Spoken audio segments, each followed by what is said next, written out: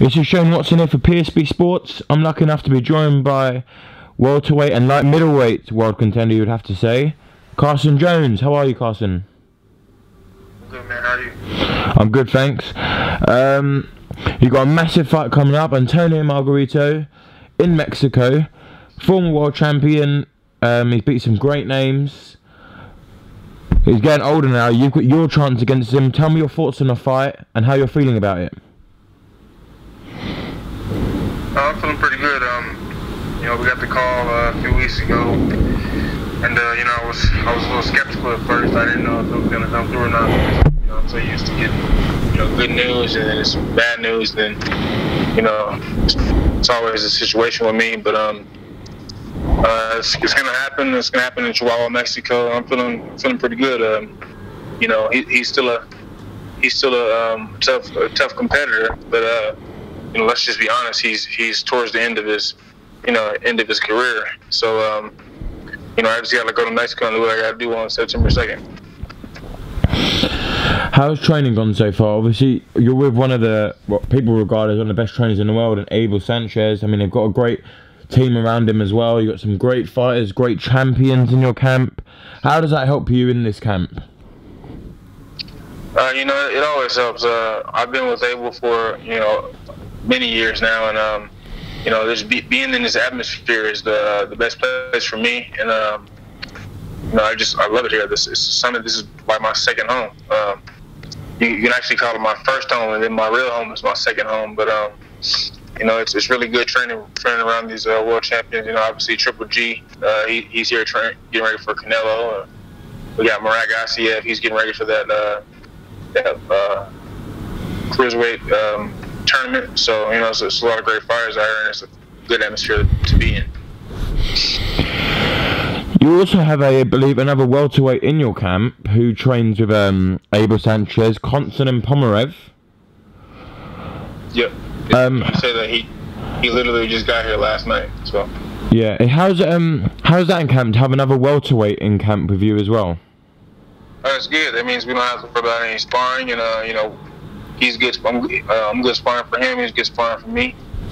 We push each other to the limit, and we're all like a big family around here. So there's no ego. We're just working to help each other out. I mean, as a fighter, this must be a great time to be involved in boxing. I mean, especially you with the people having your camp. You have who's got a huge fight against a Mexican. You have Canelo-Golovkin, who's got a massive fight against a Mexican. What is your prediction ahead of fighting up with Golovkin and Canelo? And how big is this in camp? How is Golovkin preparing and training? Gennady, he's one of the hardest workers he is the hardest worker that I've ever been in camp with, and I've been in camp with a lot of different fighters, even Canelo. And he's the hardest. He's the hardest worker I've been with. I always got to go for the home team. I'm not gonna pull for the other fighter, but I think Gennady just gonna be too strong for him. But not only that, I think he's just gonna be able to walk him down and kind of use his jab to neutralize and eventually probably stop him. We know that you're no stranger to big fights. You fought Kell Brook twice in the UK. I mean, Kell Brook went on to world honours, and he's still, you'd have to argue, one of the best welterweights in the world. You fought other big names in your career, and you were obviously close in the first fight against Kell Brook. I mean, it was quite an arguable decision either way. How much do you believe that them kind of fights prepare you for a tough, rugged fight like this?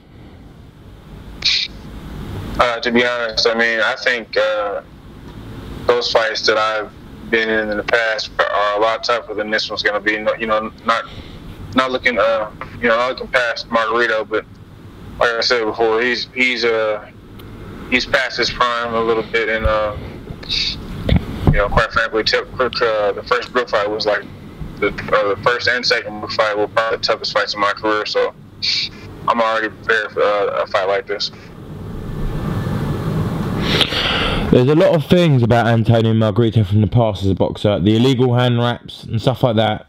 I mean, are you looking much into that as a fighter? Is it something you're concerned about or your team's concerned about? I can say there's a little bit of concern. Maybe I'm not going to say, you know, we're worried about it. We're going to have somebody over there watching, but also I'm not going to hold it over that man's head. That was a long time ago. Granted, he still did commit, you know, one of the greatest sins in boxing, but I'm not going to hold it over his head. We'll have somebody watching the hand wraps, but you know, I won't be bringing that up in any type of press conferences unless I'm asked. I just have a job to do, and I know what I got to do. Would you say a win against Margarito could be the biggest night of your career and could lead you to maybe a closer to a world title shot? Yes, by far. It can hopefully, you know, my plan is to go back to 47, but this fight is at 154, so it can possibly, you know, put me high up in the ratings at 154 and get a, you know, a big fight, even a world title shot there. And, you know, that's what I've been pushing for. I've been working so hard for so many years. It's kind of like everybody kind of looks over me. Granted, I did have a few setbacks, but, you know, I'm gonna keep pushing, and hopefully, you know, after this fight, after I win this fight, in stunning fashion, I can get a world title shot, or at least a eliminator, in order to push me on to the, you know, #1 contender spot, and then get a world title shot. You've said many times how your career's at 147. You're better fighter at 147. You hit hard at 147. I know that you found it hard to get opportunities at 147, so that's why you've had to step up to 154 for this big fight.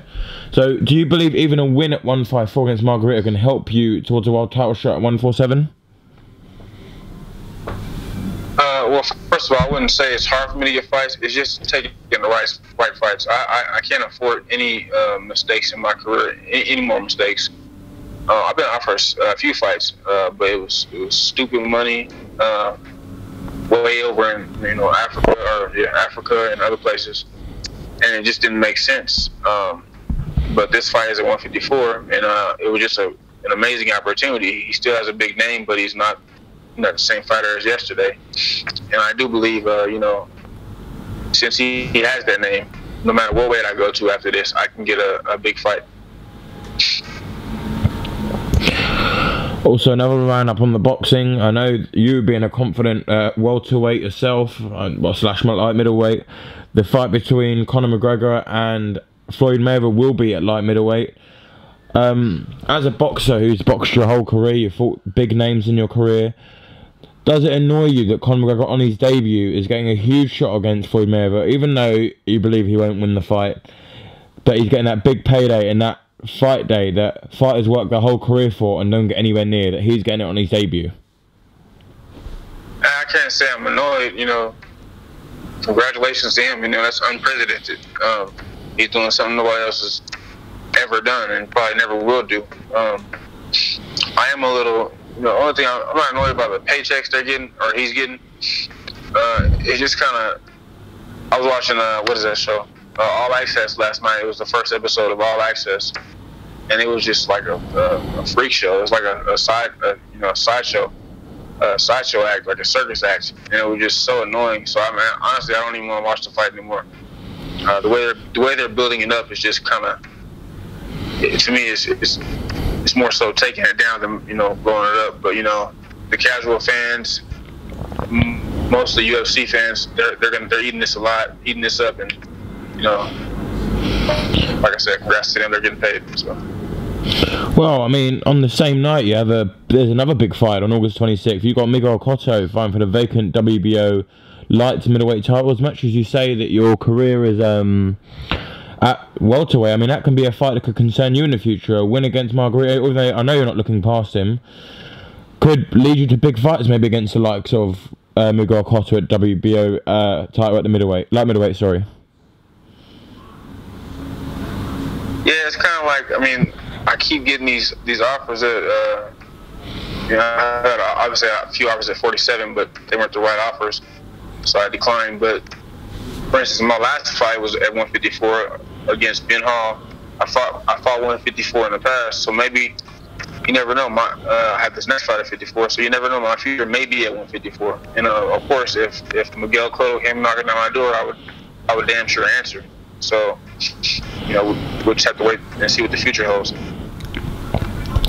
Now, against probably the fight of the year, well, it's definitely a candidate to be fight of the year, and it hasn't even started yet. Golovkin Canelo, huge fight, middleweight for every belt, I believe, at middleweight apart from WBO, which is obviously Billy Joe Saunders. How big is this fight, and what is the outcome? We saw a tough, close fight for Gennady against Daniel Jacobs, who is a world-class fighter in his own right. Do you believe Golovkin's learned a lot from that fight and he's a different fighter coming into the Canelo fighters? This is a tough middleweight clash for both fighters. Yeah, one thing is, people don't give Jacobs the credit he deserves. Jacobs is a very, very good fighter. He's no slouch, and people, he's better than what everybody thinks. I think Jacobs will probably, give Canelo issues as well. So this fight is a, totally different fighters. Styles make fights. But yeah, it's going to be the biggest fight of the year. As far as boxing is concerned, I mean, the sideshow with Floyd and McGregor they have coming up. But as far as boxing is concerned, this is what everybody wants to see. And I'm happy for Gennady. It's big for the summit here in the summit. It's big for all of us because all the press is here, and it's just good to get to experience that type of atmosphere. And I believe that you said you were going originally for a Golovkin KO. What round do you believe that this fight ends in? I think it's going to take a little bit to work. Possibly take a little bit to work down. I'm going to have to say 8 or 9, maybe 10. I can't pick around, but I'm going with GGG for the knockout. We've got to go with the home team. Well, it's been great talking to you, Carson. We're really excited for your fight against Antonio Margarito. We love having you on the channel. It's the third time I believe we've had you on here now. We hope you can have many great fights after this fight, hopefully in the UK, because it'd be good to catch up again about over the boxing.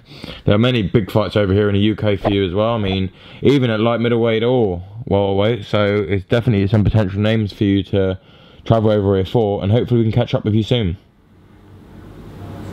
It's good talking to you, man. Appreciate it. Alright, you take care. Thank you.